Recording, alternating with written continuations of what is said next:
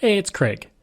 I just wanted to let you know that you can listen to Canadian History X early and ad-free on Amazon Music, included with Prime.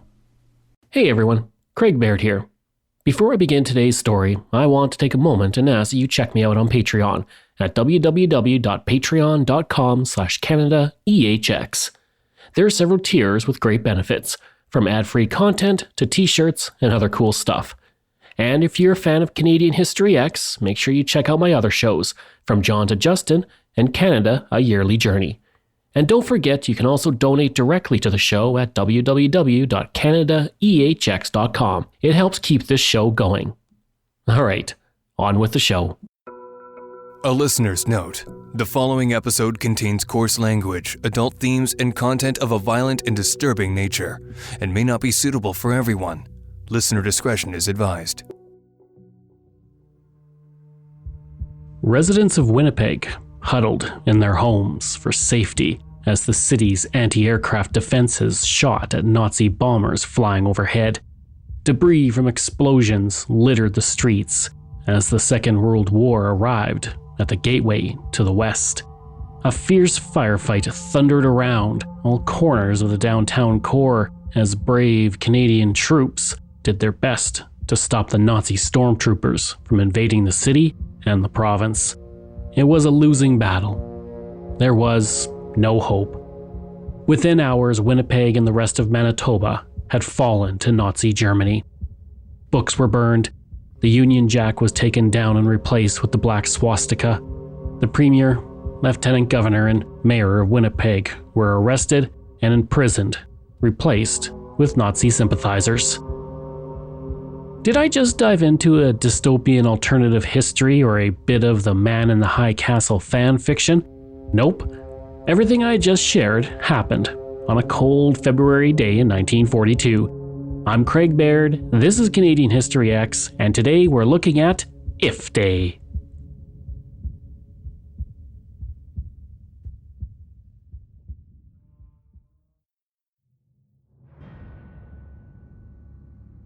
In the first 2 years of the Second World War, Canada sent millions of men and women, and most of the country's resources, towards the war effort on a level never seen before. Every factory was making guns, ships, ammunition, and aircrafts. Common household items were rationed, and it seemed as though the entire country was somehow invested in the war. That's because it was. It became total war, which is a military conflict where parties are willing to make any sacrifice in lives or resources to obtain a complete victory. But it can be expensive, even for a large economy like Canada's. The country needed help to fund the war effort with the help of the home front. Enter in the Victory Bond programs. Victory bonds, or victory loans, were sold to individuals and corporations by the government. Basically, it was a loan given to the government by Canadians that allowed for increased war spending, and in return, citizens could redeem those bonds when they matured in 2.5, 6, or 14 years. To raise money, celebrities told people to buy victory bonds. Advertisements spoke of the merits of the bonds, and people conducted door-to-door canvassing. In all, 10 bond drives were held throughout the war, which raised $12 billion. That amounted to about $104 from every man, woman, and child in Canada at the time. On February 16, 1942, the Second Canadian Victory Loan Program began under the slogan of Beacons of Fire of Freedom. Each province and city in Canada was given a quota to reach based on population. The larger the population, the greater the quota. With a population of 220,000 people at the time, Winnipeg had a quota of 24.5 million, which meant an average of $110 per person. Adjusted for inflation, that's about $2,007 per person in 2024 funds. Not a small amount by any means.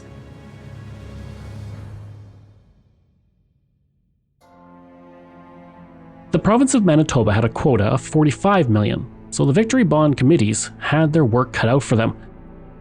With a challenge that appeared insurmountable at times in front of them, the Winnipeg Victory Bond Committee hit upon an interesting idea. Why not raise money by showing residents what could happen if the Allies lost the war because of a lack of home front support? And so, the idea of If Day was born. The Winnipeg Victory Bond Committee rolled out a map of Manitoba to hash out its plan of attack. The first thing they did was put the provincial map on the table and split it into 45 sections, which would be overtaken by simulated Nazi armies. The only way to free themselves from the grip of the Germans was to raise $1 million for the Victory Bond program. The idea of Nazis in Winnipeg was really not as far-fetched as it sounded. In January 1939, mere months before the Second World War began, 500 Winnipeg residents gathered at a party hosted by the German consulate where there were Nazi salutes, flags, portraits of Adolf Hitler, and speeches about the glory of Nazi Germany. And just a few years later, If Day would happen. The map, divided into 45 sections, was placed at the corner of Portage and Main in Winnipeg, the busiest intersection in the city, and published in newspapers across the province. Called If Day, the committee planned everything down to the smallest detail, from the movements of the actual battle to the soldiers who would be wounded to the actions of the Nazis once they took over. Defending the population of Winnipeg and Manitoba were 3,500 Canadian Army members who were in the city and province at the time. The Nazis were volunteers from the Young Men's Board of Trade who wanted to help raise money and flex their acting skills. Their uniforms were rented from a Hollywood production, and to add an extra menacing look to the troops, scars were painted on their faces.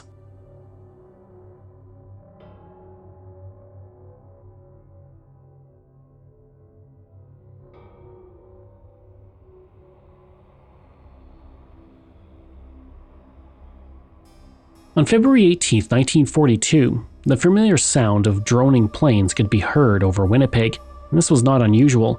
During the war, Canada spearheaded the Commonwealth Air Training Plan for tens of thousands of pilots across the country. With all those pilots in training, it was rare not to see planes in the sky. But when residents looked up at the cold winter morning, they noticed something different. Those planes didn't have Allied colors. They were German planes. Well, more like Royal Canadian Air Force aircraft painted to look like German fighters. But as these planes flew overhead, residents in nearby Selkirk were ordered to shut off their lights. Located 30 minutes away from Winnipeg, the community was asked to be in a blackout. It didn't work. The planes began their attack and explosions rained down on them. And these were real explosions. The committee had arranged for small amounts of dynamite to explode in areas where they would do no damage. Coal dust was used to make the explosions look larger.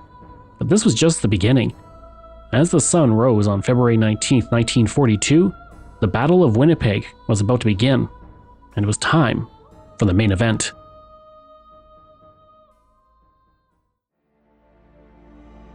It was still dark when German patrols reached the city at 5:30 a.m.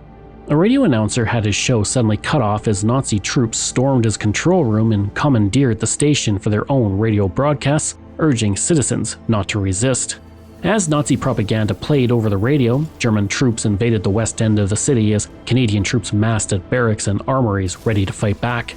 An hour and a half later, air raid sirens blasted throughout Winnipeg and a blackout was ordered as German fighters and bombers approached from overhead.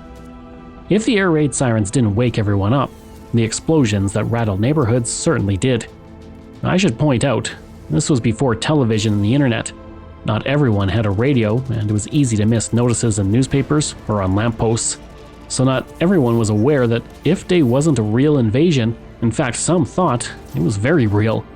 It was Canada's version of the War of the Worlds.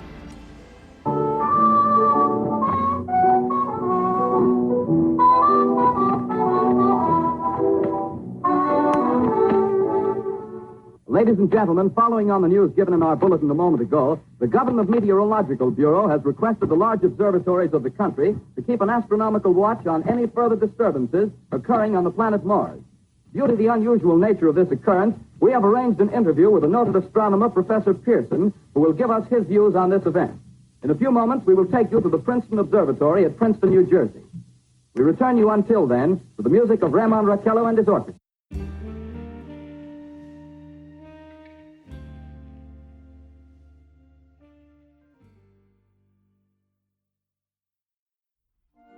Only 3 years earlier, on October 31st, 1938, Orson Welles directed and narrated a radio adaptation of The War of the Worlds on the radio series The Mercury Theater on the Air. Many listeners who tuned in after the initial disclaimer thought the Martian invasion was real because of the fictional news reports in the radio play. Over time, the story has been exaggerated quite a bit. The day after the broadcast, newspapers reported there was mass panic and even deaths from people driving too fast as they fled the area. This myth has continued to exist for decades. Most people just called the police or newspaper to see if the reports were real. Once they found out the truth, panic was averted. Meanwhile, simulated Nazi bombers flew over Winnipeg and explosions rang out as the Germans pushed deeper into the city at 7:30 a.m. George Hoffman was a private with the 1st Cavalry Division Service Corps and signed up to be one of the city's defenders. And while he knew the importance of the campaign, he wasn't happy about having to take part in it, considering the 4:30 a.m. wake-up call and then having to stand around in freezing cold weather for hours waiting for the battle to start. He said, "They stuck us in the suburbs at the cross streets, out in the boonies more or less, mostly in the residential areas. We were out there for a while." Hoffman was given orders not to physically fight back against the Germans because there was a real worry that trained Canadian soldiers would accidentally hurt the volunteers posing as Nazi soldiers. The Canadian troops had a plan to prevent the Nazis from reaching the downtown core. They formed a perimeter that was 5 kilometers long to protect it, but despite their best efforts, the defenders were continually pushed back by the Germans.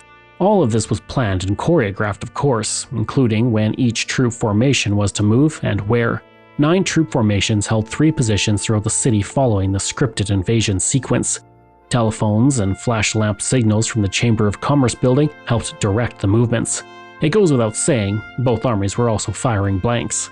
Hoping to stop the German push into the city, the defenders simulated the destruction of 7 bridges over the Red and Assiniboine rivers. Like in Selkirk the previous day, dynamite and coal dust was used to create the look of a larger explosion without doing any real damage. For added effect, bricks and debris were strewn over the bridges and roads following the explosions. Meanwhile, German planes flew over the city as 30 anti-aircraft guns fired blanks at them. It was no use though. The city defenders were no match for the invading army. The Nazi march into the city didn't stop, and the Canadians were forced to retreat deeper into the city.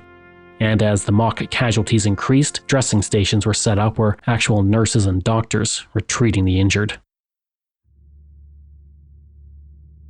Despite the bravery of the Winnipeg soldiers, at 9:30 a.m. they surrendered to the Nazis and withdrew to a downtown muster point as the city fell. The Battle of Winnipeg was over, and it was a resounding loss. Throughout the province, other communities fell to the Germans.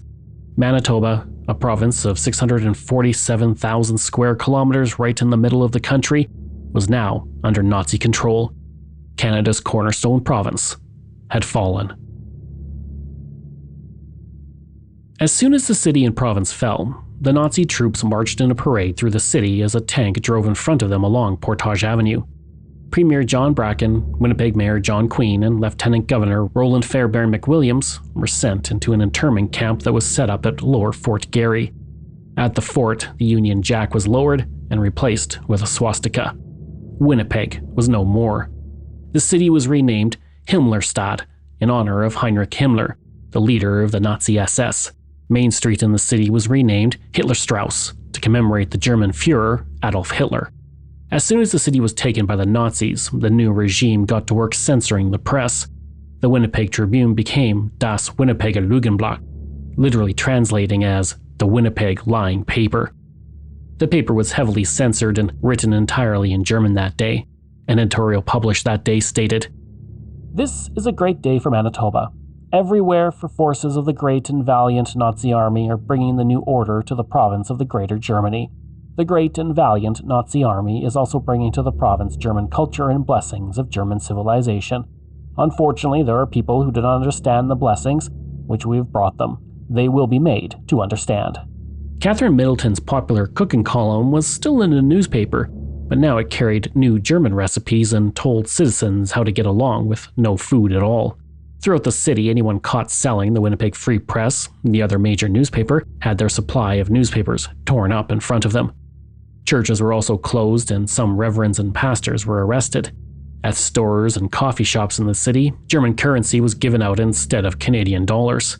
12-year-old Diane Edgelow had no idea what was going on when she left to buy a loaf of bread from the store for her mother.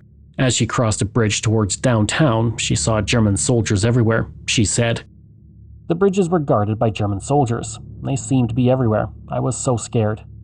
When she bought bread at the store, she was given back German currency. She said, "I don't think my mom would have sent me down to the store if she knew there were going to be soldiers dressed like that. Maybe I wouldn't have been so scared if I'd been told before." Her family never really read the newspapers, so they never saw the notices.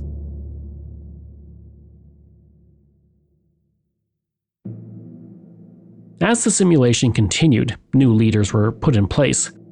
Local resident Erich von Nuremberg was installed as the provincial leader, while George Reit became his Gestapo chief.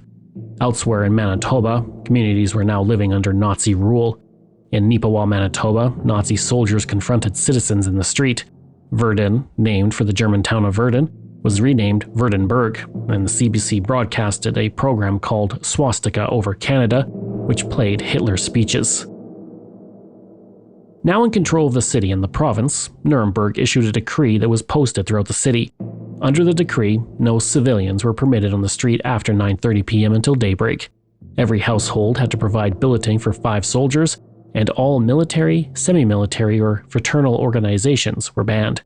Every farmer had to report all stocks of grain and livestock, and anything he grew had to be given back to the Germans. If the farmer wanted any of his own stocks, he had to buy it back from the Germans. In Winnipeg, buses were stopped and every passenger was searched. Outside the Winnipeg Public Library, books were thrown into a pile and burned. The mere thought of books burning boils my blood. But thankfully, all the books put to the flame were already damaged from years of use and had been pre-selected for the burning. George Hoffman, the private involved in the battle, said, "I caught a glimpse of the burning books, but then I read in the paper that these were the books the library was going to destroy anyways, so they were used to build this bonfire. But a lot of people didn't know what was going on." At the insurance offices of Great West Life, Nazi soldiers stormed the cafeteria and took lunches from workers. At the police station, they stole buffalo coats and wore them throughout the city. Again, not everyone knew this was a simulation. Imagine going into work thinking it was going to be a normal day and then someone in a Nazi uniform bursts through the door and steals your sandwich. It would be very confusing. In one elementary school, the principal was taken into custody and replaced with a teacher who spoke about the Nazi truth. Special lessons were prepared for high school students in the city about the German regime. This was life under the Nazis. Then, as the sun started to set, so too did the Nazi regime in Himmlerstadt. At 5:30 p.m. on IF Day, all the prisoners were released and a parade was held through the city led by Canadian troops. The organizing committee marched in the parade holding banners that stated, "Buy victory bonds" and "It must not happen here."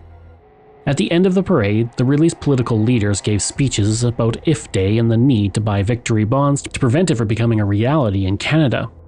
Now I wish I could say that IF Day had no casualties, but I would never lie to you. One soldier suffered a sprained ankle and a woman cut her thumb while making toast during the early morning blackout.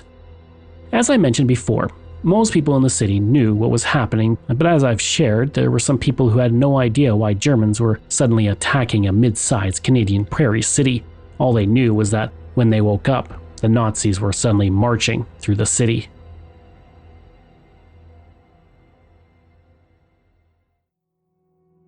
With the control of the radio stations, there was also no news coming in from outside Winnipeg to tell them that everything was fine. George Hoffman said, "A lot of people were very uneasy and quite intimidated about this thing. Maybe it made them think that it could happen here. They didn't know how far these Nazis would go." The thing is, part of the point of IF Day was to scare people. The war may have been in Europe and far away, but Canada was not isolated from the conflict completely. On May 12, 1942, only 3 months after IF Day, the Battle of the St. Lawrence began when U-boat 553 sunk the British freighter Nicoya at the mouth of the St. Lawrence near Anticosti Island. The island is in the Gulf of St. Lawrence, 300 kilometers north of Prince Edward Island and 260 kilometers west of Newfoundland. For the next 2 years, the battle raged in the river and on the east coast of Canada, leading to the sinking of 23 merchant ships and 4 Royal Canadian Navy ships. 340 people died, including dozens of civilians. The war may not have reached the borders of Winnipeg, but the conflict was something very real for many Canadians. But did the simulated German invasion actually help sell victory bonds?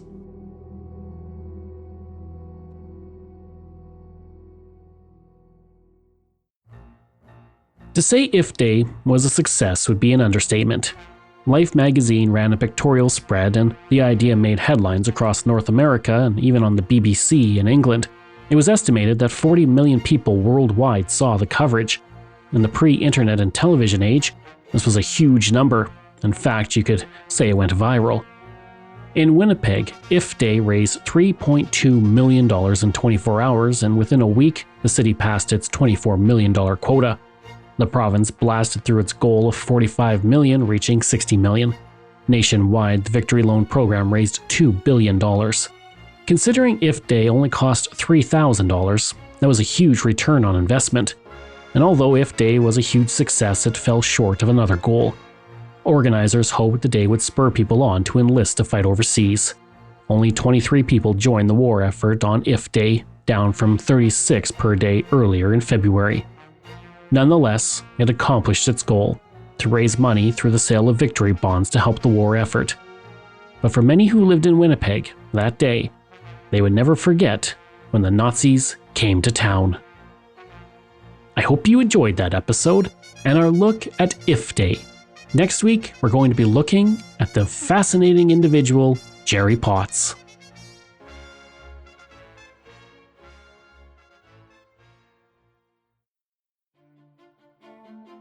This show is researched, produced, and written by me, Craig Baird, with the help of Dila Velasquez. Audio production and design by Rosalind Kufor. If this is your first time listening and you like what you heard, please take a moment and give us a 5-star review to help other people find these amazing stories. And there are so many for you to sink your teeth into. If you enjoy this podcast, then please check out my other podcasts, From John to Justin, Canada, A Yearly Journey, Pucks and Cups, and Canada's Great War. We love hearing from you, so if you have a show topic you want me to cover, email me at craig@canadaehx.com or stop by my website and social media. I'll include all of those in my show notes. Until next time, I'm Craig Baird, and this is Canadian History X.